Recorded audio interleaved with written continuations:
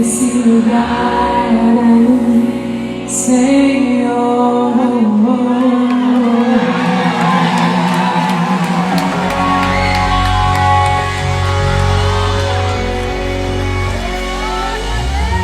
Se é pra Ele, você pode aplaudir um pouco mais. Diga a Ele quanto você o ama.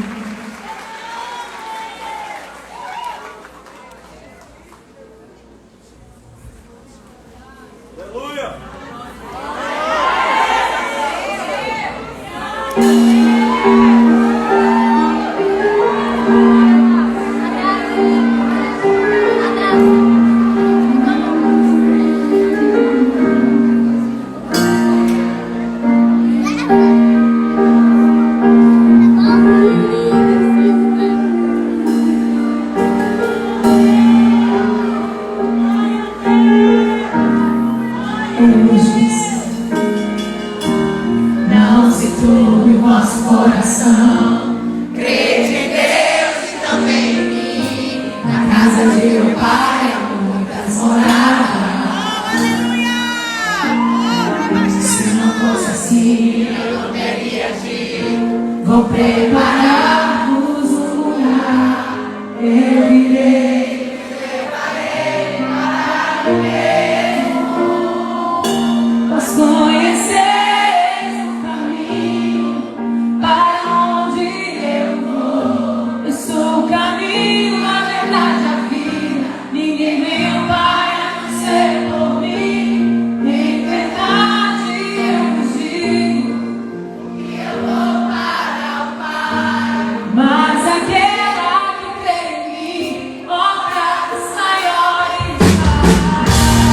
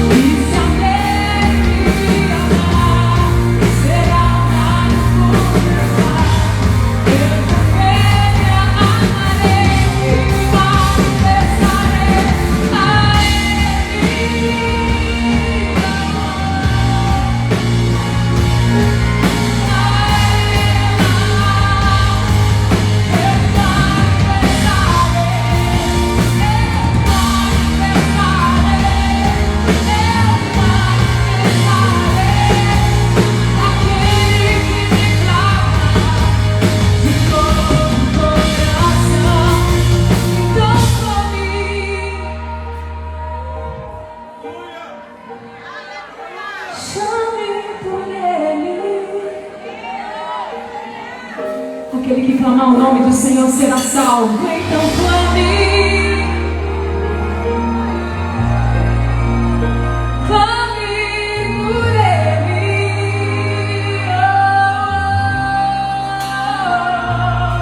Então clame. O teu santo nome eu amo. Eu quero.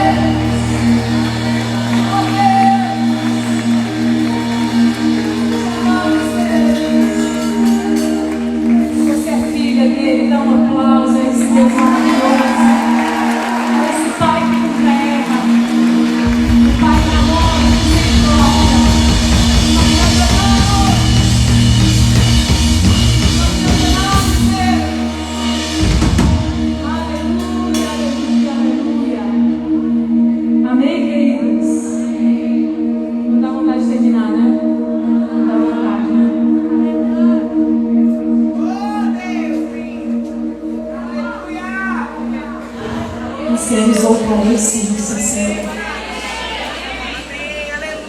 Queremos voltar a esse. Queremos voltar para os teus braços. Os braços de amor, Senhor. É nesse lugar que nós queremos estar. Aleluia! Eu quero compartilhar com vocês uma palavra. Você pode voltar ao seu lugar se você conseguir. Juntar os sapatos, as bolsas, tudo, né?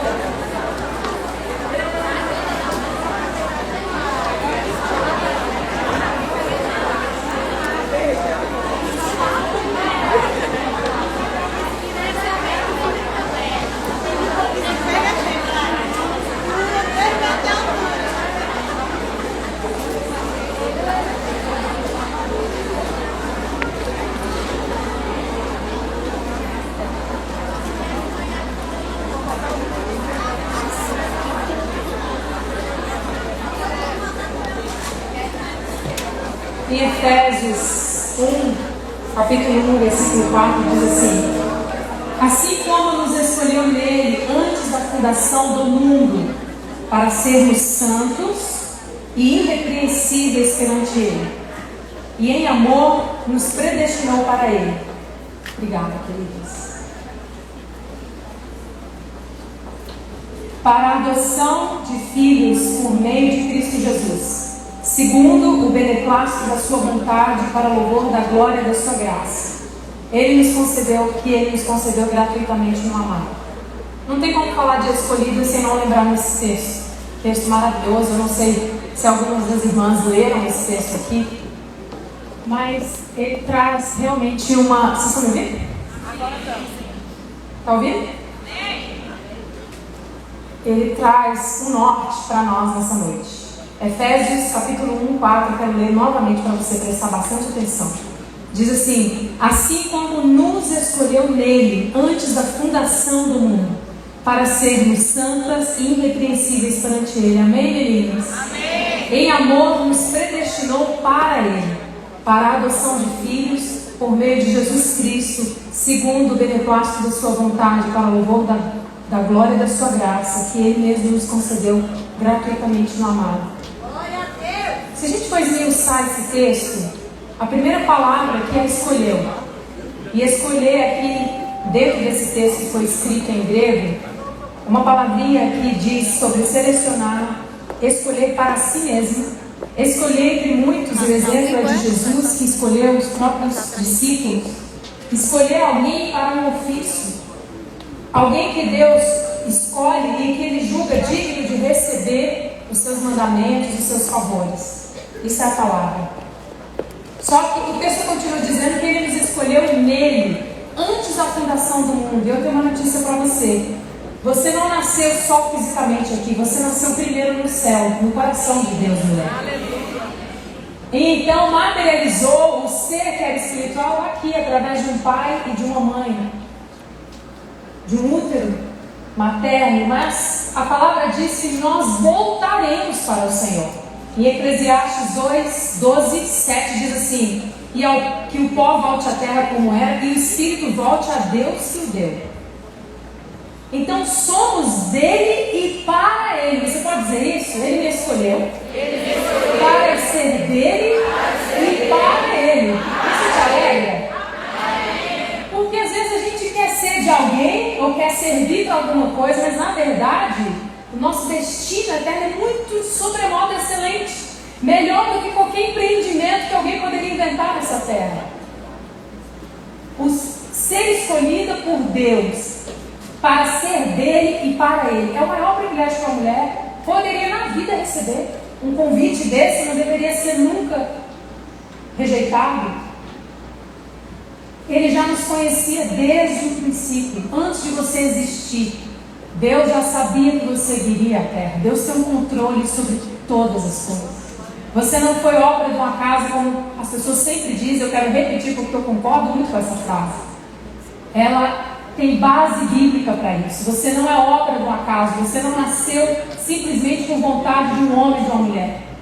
Deus te escolheu antes da fundação do mundo para ser dele e para ele.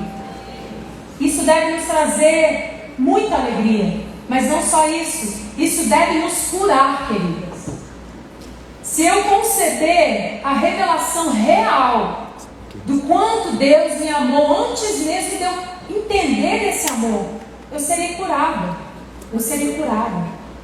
Você será curado. Nenhuma ferida que essa vida pode me proporcionar vai ser suficiente para mudar esse fundamento quando eu estou em Cristo. Quando você é uma mulher que entendeu o amor de Deus antes da fundação do mundo, sobre a sua vida, que tem um projeto, algo maravilhoso de Deus para você, que não é algo que um homem possa fazer, não é algo que alguém possa te formar lá fora. Deus tem um projeto para a sua vida, e Ele tem os seus próprios planos para mim e para você. Então, mas Ele nos escolheu para quê? Qual o propósito? Está aqui, tudo está na palavra, para sermos santas e irrepreensíveis perante Ele. Ele nos escolheu nele antes da fundação do mundo para sermos, diga assim, tem um propósito. E o meu propósito, o propósito de Deus para a minha vida, é que eu seja santa e irrepreensível. Quantas podem dizer um amém por isso? Amém! Para sermos santos e irrepreensíveis perante Ele, não é perante um homem, não é perante uma justiça humana, não é perante o que as pessoas pensam, mas é perante o Senhor. Quando nós falamos sobre a palavra santos, nós lembramos de vários versículos. Lembra daquele bem famoso, sede santos porque eu sou? É a mesma coisa de Deus dizer, olha para mim, eu sou o teu exemplo, eu sou o modelo, você tem que seguir a mim. Para de olhar para os outros, olha para mim, eu sou santo, então seja como eu. Olha para... Todo ser humano precisa de modelo. Nós precisamos de modelo, nós precisamos de referência. E Deus é o próprio modelo de santidade.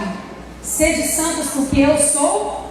É a mesma coisa que Ele te dizer, olhe para mim. Você não está conseguindo? Olhe para mim. Você está lutando, fica calculando o dia que é, o dia que não é, o dia que é, o dia que não é. Olha para mim, eu sou o teu modelo. Sem santidade ninguém verá o Senhor.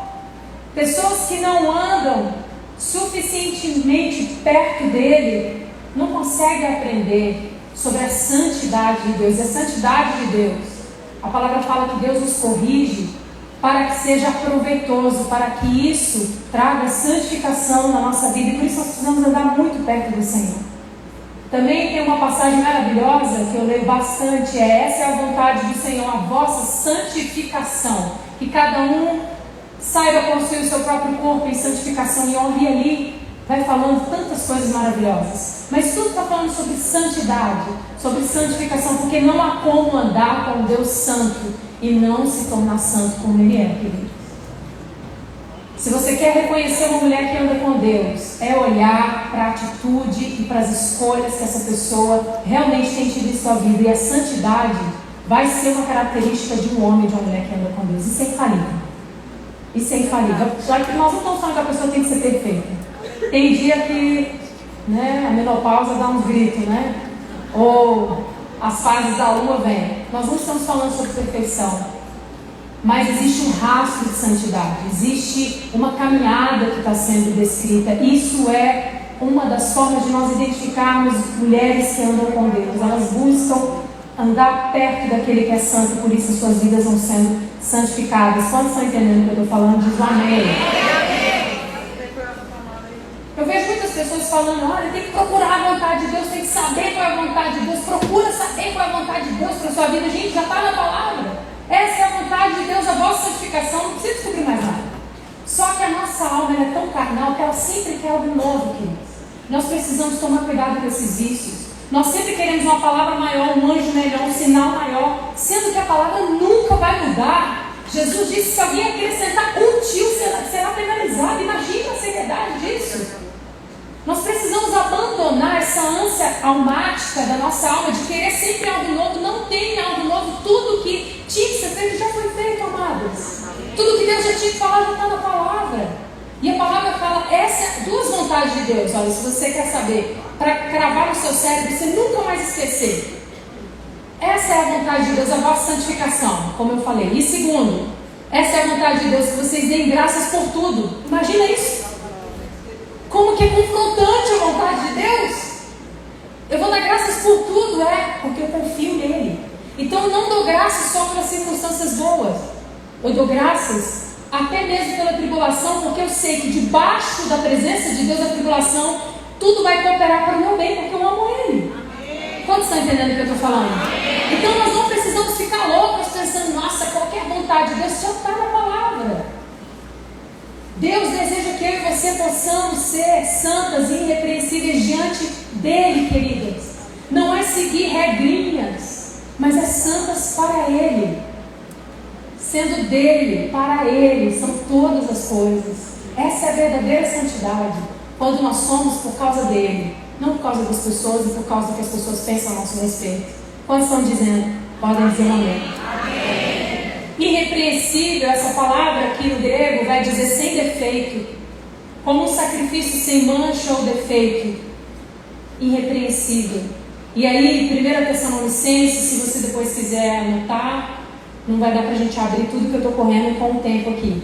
1 Tessalonicenses 5:23 diz assim: o mesmo Deus de paz vos santifique em tudo, diga assim, em tudo. O vosso espírito, alma e corpo sejam conservados íntegros e irrepreensíveis na vinda do nosso Senhor Jesus. A nossa alma precisa estar perante o Senhor irrepreensível. Eu vou falar uma coisa para vocês. Entre o corpo e alma, na verdade, corpo, alma e espírito, o que você acha que é mais difícil a gente dominar? Por quê? Eu tenho uma intercessora, pastor, que ela é muito doida. E aí tem hora que eu falo com ela, e aí, Nádia, como é que tá? Minha alma tá louca aqui. Tá louca, calma louca. Ela fica brigando com ela mesmo, já é tanto dela. Porque o espírito está forte, então não quer pegar a alma de vez em quando, né? Então tá bom, nesse nível tá bom. Então, eu vou dizer de mim, vou falar de mim. Para mim, o mais difícil de lidar é com a nossa alma, porque nós temos que lidar com as emoções, com a mente, principalmente a mente, que quer muitas vezes controlar as nossas vidas e não se sujeitar a Deus. Mas se a palavra está dizendo para nós sermos irrepreensíveis, como alcançar isso? Eu amo Jesus. Mateus 11:28 ele fala: vinde a mim, todos os que estáis cansados e sobrecarregados, e eu vos aliviarei. Porque andar na alma, queridos, cansa demais. É muita demanda, é muito empenho. Tomai sobre vós o meu jugo e aprendei de mim, porque eu sou manso e humilde de coração. E o que nós vamos achar? E achareis descanso para o espírito, para o corpo, para a alma. Quem precisa de descanso? Quem precisa de refrigério? Refrigera o corpo? Não. A minha alma. Não é verdade? Essa palavra aqui, alma, no original é psuche, que veio da palavra psique, né? A palavra psique veio dela. Nós somos batizados. Nosso corpo precisa ser mantido, guardado, levado à sujeição a Cristo. Mas a alma? E a nossa alma? Eu quero dizer algo para você, querida. Somente Cristo pode trazer salvação real à nossa alma. Não é parentes, não é amigos, não é projetos, nem ficar pensando demais. Não é sua amiga, você contando tudo para ela que vai salvar sua alma. Eu quero repetir, somente Cristo pode trazer salvação à nossa alma. Amém. Somente Cristo pode trazer descanso para a nossa alma. A nossa alma, queridos, está na nossa mente. E a mente, se a gente fosse dividir também, ela está dividida em razão, vontade e sentimentos. Romanos 12:1-2 diz assim: rogo-vos, pois, irmãos, pelas misericórdias de Deus, que apresenteis o vosso corpo um sacrifício vivo, santo e agradável a Deus, que é o vosso culto racional. E não vos conformeis com esse século, mas transformai-vos pela renovação da vossa mente, para que experimenteis qual seja a boa, agradável e perfeita vontade de Deus. 1 Coríntios 2:16 diz assim: pois quem conheceu a mente do Senhor para o instruir? Nós, porém, temos a mente de Cristo.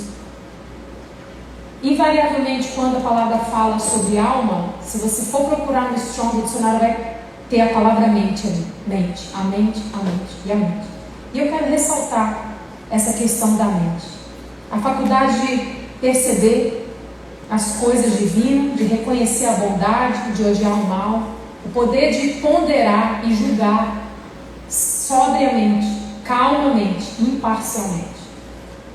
Nossa alma, ou seja, a nossa mente, precisa ser purificada para poder experimentar a perfeita vontade de Deus.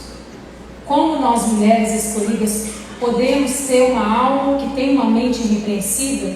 Vejamos alguns passos. Primeiro, que a nossa mente pense com sensatez e com prudência, e não com as emoções e sentimentos. Porque se me comportar de acordo com alguém que me tratou mal, ou se eu deixar a minha mente vagando, vulnerável, e eu acordar e já der crédito, as coisas que passam na minha mente, já estarei entregue ao fracasso. Não podemos viver de acordo com as nossas emoções. Provérbios 12:16 diz assim: a ira do insensato no instante se conhece, mas o prudente oculta a afronta. Ou seja, nós precisamos pensar com a mente de Cristo. Diga assim: eu tenho, eu declaro, eu recebo a mente de Jesus. A forma de perceber as coisas, a forma de calcular as coisas, a forma de ver. Amém, queridos? Todos estão entendendo o que eu estou falando? E aí você vai olhando como é essa vida quando a pessoa, não é que ela é crente, é quando ela está misturada com Deus. Por quê? Quando vem a ira, o prudente oculta a afronta. Provérbios 29:11 diz assim: o insensato expande toda a sua raiva, a sua cólera, mas o sábio, afinal, lhe reprime. Então olha a diferença. Olha a diferença de alguém que domina a sua mente, que reprime a afronta, que segura as situações. E olha a diferença de alguém que deixa a sua mente totalmente vaga. Explode na sua ira, na sua cólera, faz ser conhecido todo aquele coração peludo, como diz meu pastor. Eclesiastes 7:9 diz assim: não te apresses em irar-te, porque a ira se abriga no íntimo dos insensatos. Eu acho que isso aqui não acontece aqui, é só lá em amor, né, pastor? Ninguém que fica irado. Só eu mesmo que é carnal, que já fiquei irado muitas vezes. É assim, gente? Não. É assim ou não? Não. Quantas vezes eu já orei e falei: Senhor, eu preciso ser mais sábio. Me dá sabedoria, Senhor. Oh, Deus. Ei. Quantas vezes eu já tive que recorrer a esse versículo? Senhor, tua palavra fala que aquele que apressa em irar não tem sabedoria. Preciso que o Senhor ilumine na minha mente. Provérbios 19:11 diz assim: a prudência do homem leva-o a controlar a sua ira, e a sua glória é perdoar as injúrias.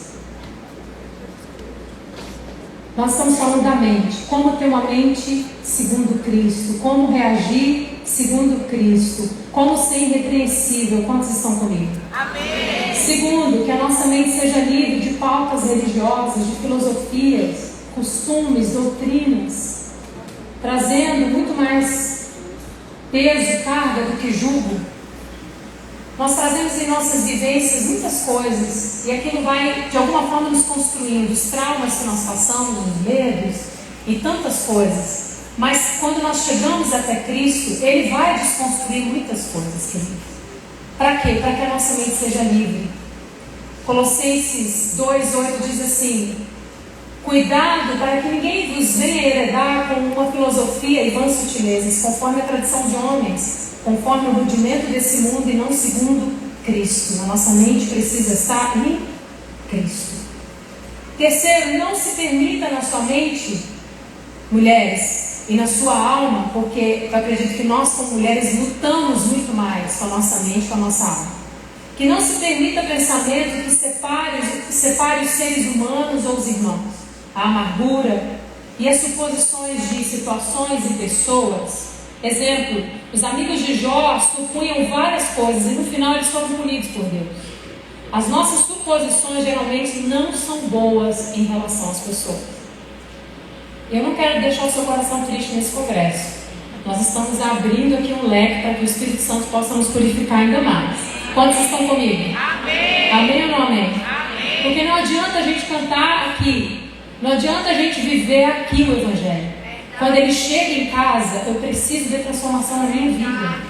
Eu preciso ver que eu reprimo a ira e eu não expando a ira.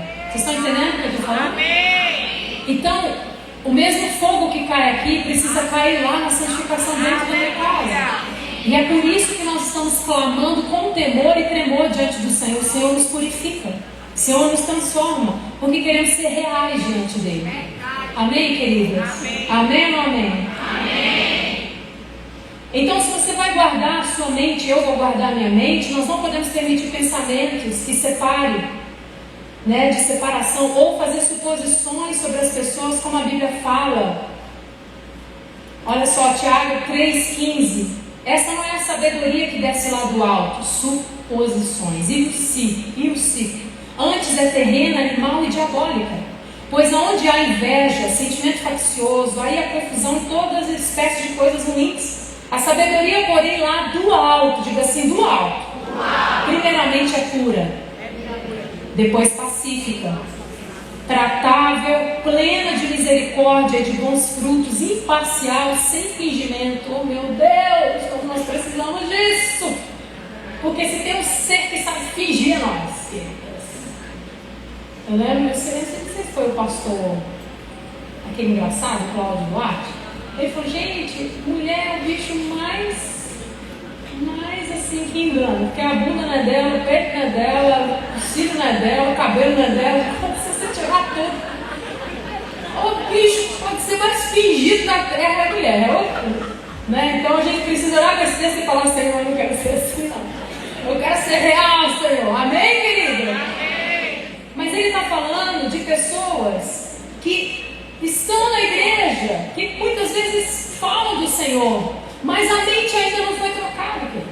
Não tem a mente de Cristo. E aí o que acontece? Acontece as suposições. Olha, sabe, o pastor me cumprimentou hoje, olha, deve estar com um problema, que a irmã falou mal de mim, vai ligando, vai fazendo a parafernália. Vocês estão entendendo o que eu estou falando? Essas suposições é carnalidade. Olha, aquela irmã sentou do lado da outra, então, olha, deu B.O., aconteceu isso, aconteceu aquilo. O capeta, desculpa, cagou na mente e já acabou. Pode ter um louvor, um anjo pode descer, você não vai sentir mais nada. Por quê? Roubou a mente, querido. Roubou a mente. O marido atrasou para chegar em casa. Olha, ele passou no lugar porque fez isso, que fez aquilo. Mente terrena, diabólica e carnal. Isso é um caminho de morte. E nós, mulheres, precisamos tomar cuidado com isso, porque a nossa mente é fértil, irmãs. O diabo deve pegar até umas ideias assim, porque ele não é tão inteligente quanto nós, sabia? Porque a mente proativa é a nossa mente, a mente de uma mulher. Meu Deus do céu. Então a gente precisa receber essa mente de Cristo. Quantos estão entendendo o que eu estou falando? Diga um amém. Então, não aceitar, nós falamos, é o terceiro ponto. O primeiro ponto eu vou repetir para você. Que nós pensemos com sensatez e prudência, não com sentimentos. Segundo, que a nossa mente seja livre de pautas, filosofias, costumes que nós aprendemos de pais, tradições humanas e começamos a receber a mente de Cristo, amém? Terceiro, que não permitamos pensamentos que separem os seres humanos e com isso usamos suposições. Suposições é coisa do diabo, não vem de Deus. E aí nós vamos ter que ter cuidado com o falar de dentro e o falar de fora. O que é isso?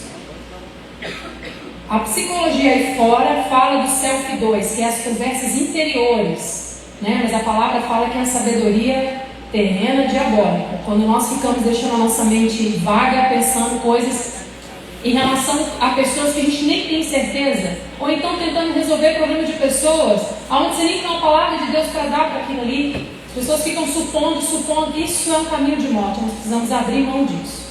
Então, essas conversas interiores que nós temos conosco mesmo, essa vontade de calcular tudo, de racionalizar tudo, de humanizar as coisas para resolver, isso pode ser uma grande independência do Senhor, queridos. Na verdade, é uma grande independência. Nós precisamos parar de supor as coisas. fechar realmente a nossa mente e dizer para Deus: Deus, eu vou confiar na tua sabedoria, que é pura, que é pacífica, que é tratável, e ela tem bons frutos. É essa sabedoria que nós precisamos. E o cuidado do falar de fora. Hoje, eu estou viajando a noite toda, mas eu acordei com esses 2 versículos. Eu tenho certeza que Jesus colocou porque eles não iam estar aqui hoje. De repente, pum, veio na minha mente esse versículo e ficou pulsando. Jesus falando desse cuidado que nós temos no falar. Existe o falar de dentro e o falar de fora. Mateus 12, 31. Por isso vos declaro: todo pecado e blasfêmia serão perdoados aos homens, mas a blasfêmia contra o Espírito Santo não será perdoada. E o que é blasfêmia? Quando a gente vai ver a raiz, é uma calúnia, difamação, discurso injurioso contra o bom nome de alguém, discurso ímpio, repreensível, injurioso contra a majestade divina. Então, querido, não é uma coisa tão séria, é uma coisa simples. Você concorda comigo? Difamar é uma coisa simples ou não? Não, é assim, quando a gente trata a fofoca como uma coisa simples. Vamos falar a verdade, é ou não é verdade? Vamos falar a verdade. Muitas vezes, debaixo de um conceito religioso, a gente categoriza pecados e pecadinhos. Só que Jesus está falando que uma injúria, uma difamação, já tira a pessoa do reino de Deus para sempre. Você imagina o cuidado que nós devemos ter com as nossas conversas interiores e com aquilo que nós proferimos do lado de fora. Como você está entendendo o que eu estou falando? Está abençoando sua vida? Eu espero que isso seja luz para você. Então, porque ele continua dizendo em Mateus 12:36: digo-vos, de toda palavra frívola que proferirem os homens, dela darão conta no dia do juízo, porque pelas suas palavras será justificado e pelas suas palavras será condenado. Eu fui procurar frívola, nunca tinha parado para pesquisar essa palavra frívola. Sabe o que é frívola? Livre de labor, falar